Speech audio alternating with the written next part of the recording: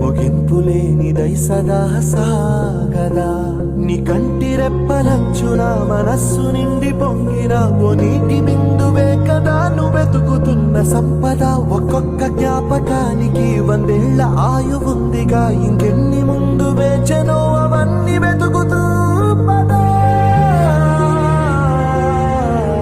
మనుష్యులందు నీ కథ మహర్షిలాగా